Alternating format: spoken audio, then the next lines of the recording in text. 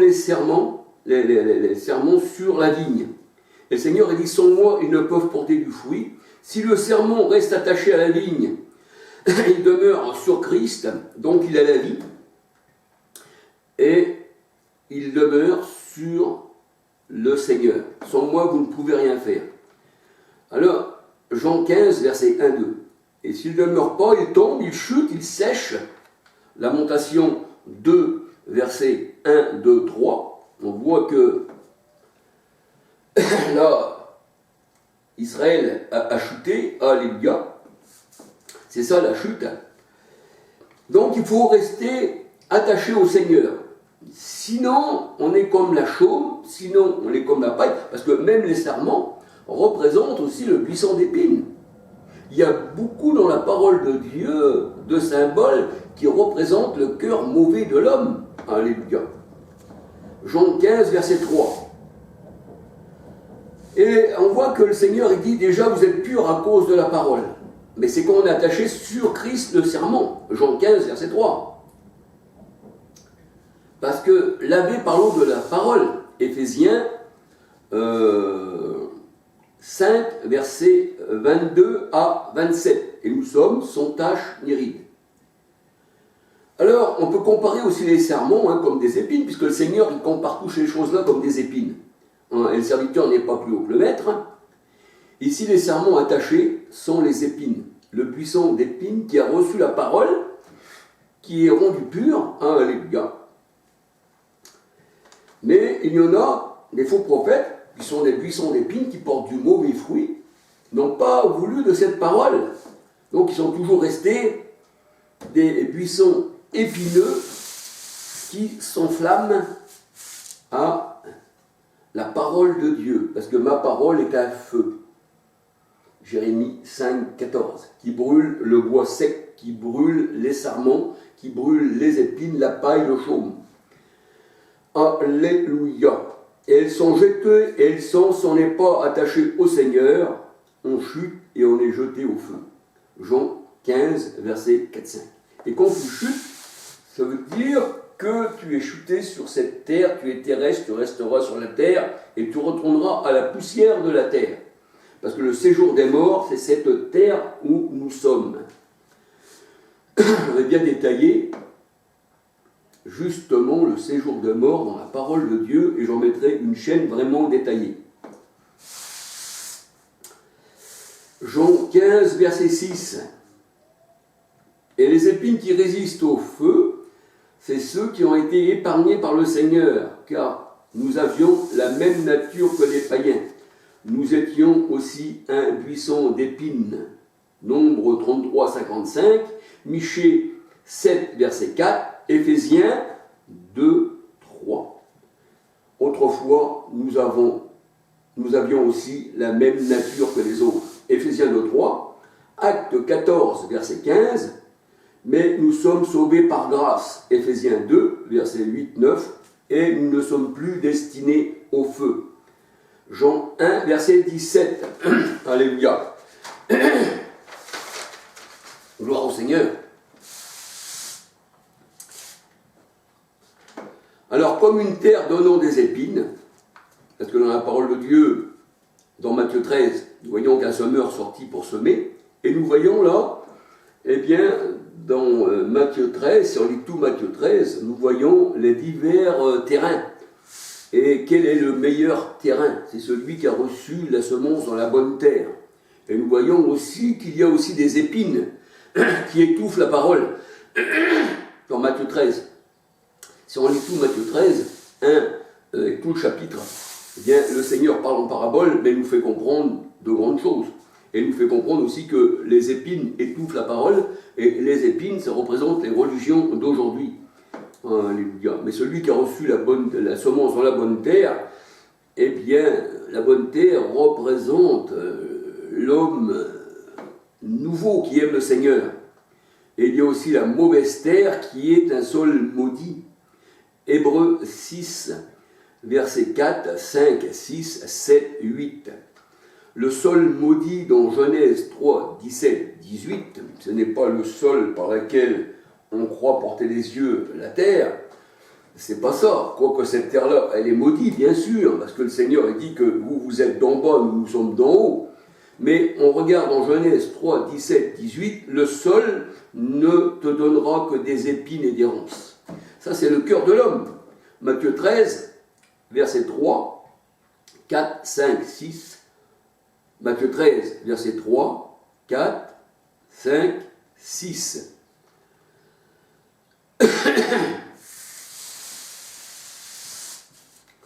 Je vais regarder Matthieu 13, 4, 5, 6, parce que Matthieu 13, excusez-moi.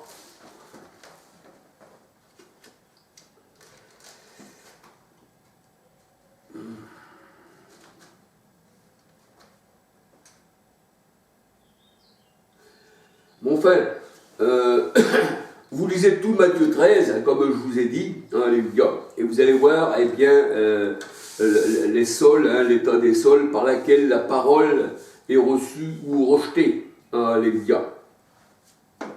Alors le buisson représente, dans la parole de Dieu, eh bien, le buisson qui ne se consume pas, eh bien,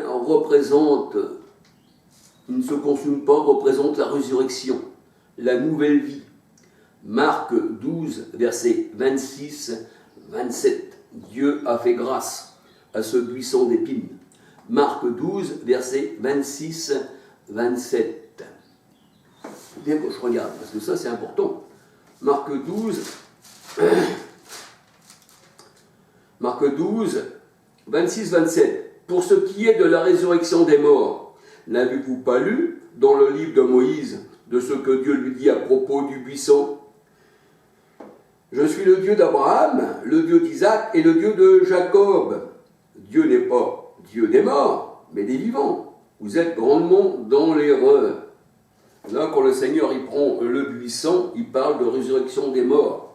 Il n'est pas le Dieu des morts, mais des vivants. Et c'est ce que ces paroles veulent nous faire comprendre. Alléluia. Le buisson, eh bien, n'est pas consumé puisque le Seigneur nous a fait grâce. Il a payé pour nous. Le buisson d'épines n'est pas consommé parce que le Seigneur a converti le buisson d'épines. Alors, quand converti, ça veut dire que le Seigneur lui donne une autre nature, alléluia. Mais c'est toujours un buisson d'épines qui a été converti. Donc c'est pour ça que le Seigneur, quand il parle du buisson d'épines qui ne prend pas feu, c'est pour nous faire comprendre que c'est nous qui avons été sauvés et qu'on ne peut plus prendre feu parce que ce buisson d'épines-là, il l'a converti. Alors voyons dans Ésaïe 55, verset 12-13. Ésaïe 55. Ésaïe 55.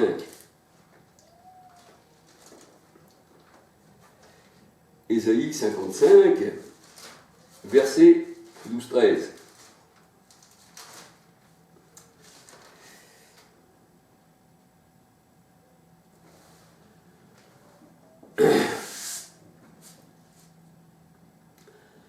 Alors, Ésaïe 55, verset 12-13. Oui, vous sortirez avec joie, et vous serez conduits en paix. Les montagnes et les collines éclateront d'allégresse devant vous, et tous les arbres de la campagne battront des mains. Au lieu d'épines s'élèvera le cyprès, au lieu de la ronce croîtra la myrrhe, et ce sera pour l'Éternel une gloire, un monument perpétuel, impérissable, qui ne se consume pas. Le Seigneur convertit le buisson d'épines, eh bien, en cyprès, et convertit la ronce comme la myrrhe, alléluia. Et la parole de Dieu nous dit que le peuple de Dieu est un monument perpétuel, impérissable. Ésaïe 55, verset 12, 13. Alléluia. Merveilleux. Alors, voyons Jérémie 7, verset 3. Jérémie 7, verset 3. Jérémie 7, verset 3.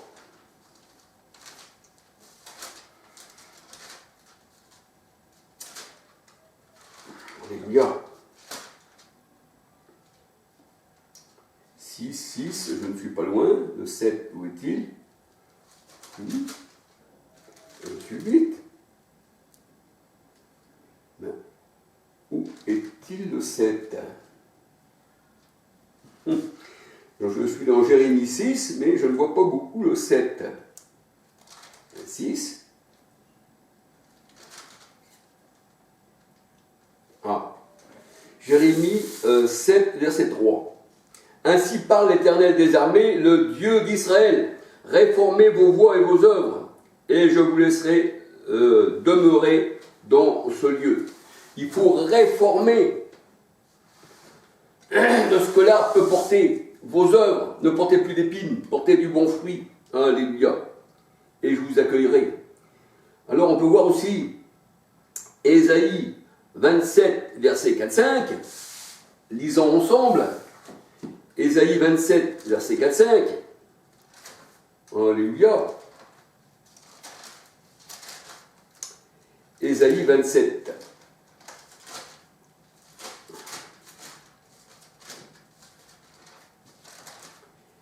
Ésaïe 27, verset 4-5. C'est pas vrai, voilà. Ésaïe 27, 4-5.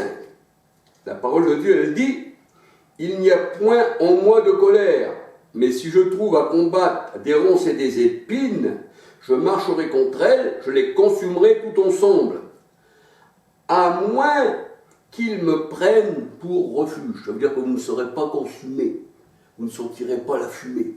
Alléluia.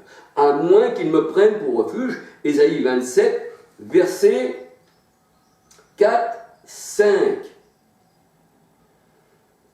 Alléluia.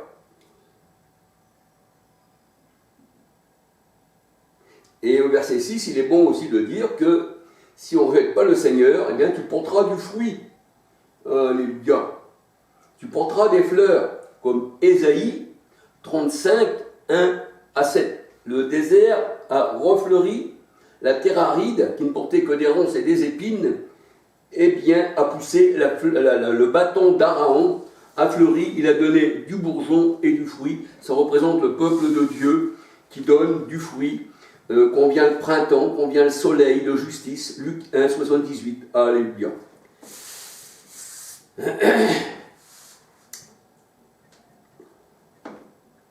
Alors, la terre est cultivée.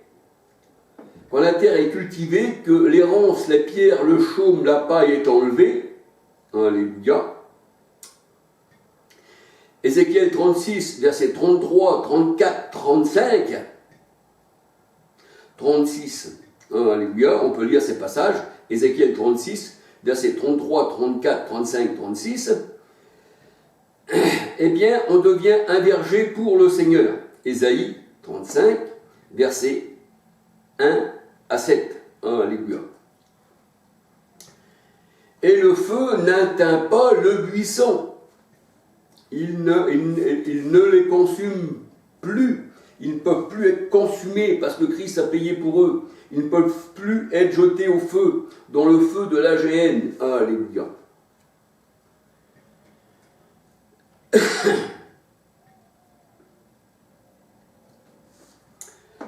Ils ne peuvent plus sentir le feu, je dirais, de leur tourment. Apocalypse 14, versets 9, 10, 11.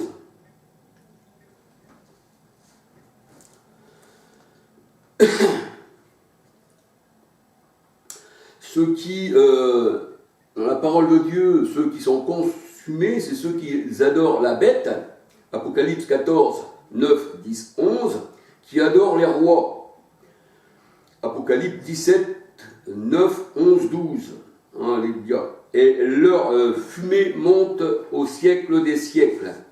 Mais nous allons voir que dans la parole de Dieu, il y avait là trois compagnons. Les compagnons de Daniel ne voulaient pas adorer la statue du roi Nabuchodonosor, qui était aussi un dragon. La parole de Dieu nous dit dans Jérémie 51, 34, un roi, le dragon, le serpent ancien, écrit dans la parole de Dieu, dans l'Apocalypse 12, le diable et Satan. Et nous voyons que ces rois aujourd'hui nous font souffrir. ils se sauvent avec l'argent des travailleurs, ils sont bien garnis, et ils mettent le monde en esclavage, mais le monde les appelle leurs bienfaiteurs. Mais enfin, alors on voit que la fumée de leur tourment, là il y a de la fumée, il y a du feu, il y a tout ça. Mais là on voit que les compagnons de Daniel dans la fournaise, qui ne voulaient pas adorer la statue du roi qui représentait le monde, alléluia, puis aussi les grands de ce monde, parce que la tête de la statue c'était le roi, alors ils ne s'inclinent pas. C'est pour ça que quand le Seigneur dit soyez soumis aux autorités établies, aux autorités établies de Dieu. Alléluia, parce qu'on voit là que Daniel, les compagnons de Daniel, même que le roi il dit mettez-vous là à genoux devant la statue, ils ne le font pas. Et même on voit que les disciples, quand les scribes et les pharisiens et les chefs du peuple venaient, eh bien les disciples disaient on préfère obéir à Dieu qu'à vous obéir à vous. Alléluia. Et si on est battu par vous, eh bien c'est une gloire, parce qu'on est battu pour le nom du Christ. Alléluia. Alors, on voit que Nabuchodonosor, eh bien, il voulait faire adorer cette statue, et il fait jeter au feu les compagnons de Daniel. Et il a activé eh bien, la fournaise encore plus forte. Parce qu'il disait, lui, quel est le Dieu qui, eh bien, vous délivrera de ma main. Quel est le Dieu qui vous délivrera de ma main? Qui est le Dieu qui sera capable de vous sortir de ce feu? Parce que ça c'est un grand symbolique dans la parole de Dieu. Alléluia! C'est un grand symbolique dans la parole de Dieu. On peut dire tout ce que le Seigneur fait, eh bien, a un sens. Alléluia! Quel est le Dieu qui vous, eh bien, fera échapper à la fournaise, au feu et à ma main? Et on voit que les 3 compagnons de Daniel se retrouvent dans la fournaise, eh bien, à 4 personnages. Ça veut dire que dans la fournaise, comptes-tu avec le Seigneur? Quand tu pourrais être consumé, comme le buisson d'épines, tu n'es pas consumé, parce que Christ, l'Éternel, il est avec toi dans la fournaise. Et même Nabuchodonosor, il l'a vu le 4e, c'était un fils d'homme, alléluia, qui marchait au milieu de la fournaise, qui était avec ses disciples, qui représente le buisson d'épines aussi, qui passe aussi les disciples par des épreuves, comme le roi avait mis ces gens-là à l'épreuve, et quand le Seigneur est avec toi, la parole de Dieu dit, ils étaient liés dans leurs vêtements, et pas un cheveu de leur tête n'a été brûlé, et les flammes ne les ont pas attaqués, et la parole de Dieu nous dit, et ils ne sentaient pas la fumée. Il n'y avait pas de fumée de tourment, hein. Non.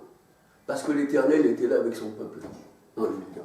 Alors, voyons, excusez-moi, alléluia. Elle se retrouve à 4 dans la fournaise, et au milieu d'eux, le Fils de l'homme. Le roi se demande qui est celui qui est au milieu du feu, avec ses disciples.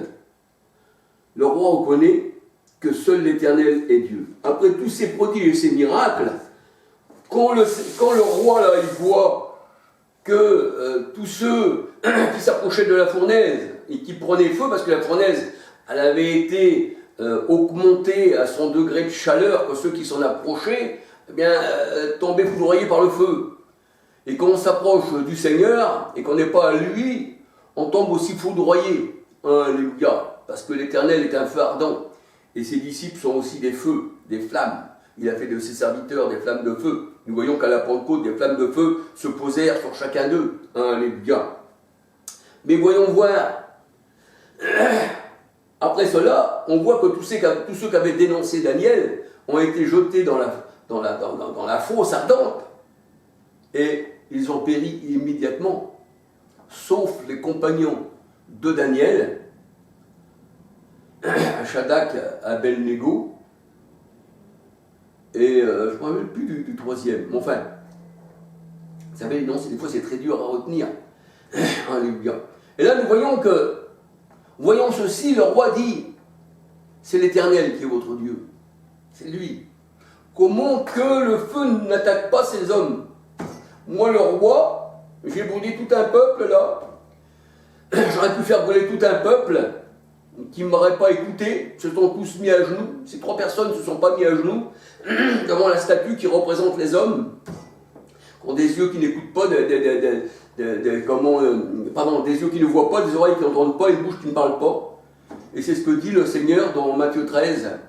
Alors j'ai bouché les yeux et les oreilles, et là il parle des hommes, dans Matthieu 13, mais à vous, mes disciples, à vous, vos yeux voient, parce que je vous ai guéri les yeux spirituellement, et vous voyez, eh bien, au travers des Écritures, alléluia, parce que c'est spirituellement qu'on en juge. Alors là, le roi, eh bien, se convertit, et il dit, là, il fallait qu'il ait la vue, le roi, c'est pas là, il n'avait pas la foi, le roi, mais là, c'était par la vue. Il fallait voir, un peu comme le Seigneur Jésus-Christ est venu, quand il a fait voir ses œuvres, il fallait que les gens puissent voir pour croire. C'est pour ça qu'il disait, si les miracles avaient été faits dans telle et telle ville, et qu'ils auraient vu ces miracles, eh bien, ils se seraient convertis. Mais là, on voit que maintenant, on ne regarde plus aux signes, aux miracles, parce qu'on a la foi, les choses anciennes sont passées. 2 Corinthiens 4, 18, la foi est une démonstration des choses qu'on ne voit pas. Donc on ne voit plus les miracles, on ne voit plus tout ça, mais c'est la foi réelle que nous avons pour le Seigneur. Alléluia. Et là, eh bien, le roi se convertit dans la parole de Dieu. Daniel 3, verset 1, Daniel 3, 15, 17, 19, 20, 21, 22, 23, 24, 25. Alors ici, nous voyons que le Seigneur a empêché, eh bien, d'atteindre ses enfants. Les uns, une odeur de vie, alléluia, et les autres, une odeur de mort, comme nous dit l'Évangile. Les autres ont été calcinés, Daniel 3, 22. Mais le Seigneur, comme nous voyons les compagnons de Daniel, que pas un seul cheveu n'a été atteint, Daniel 3, 22, un seul cheveu de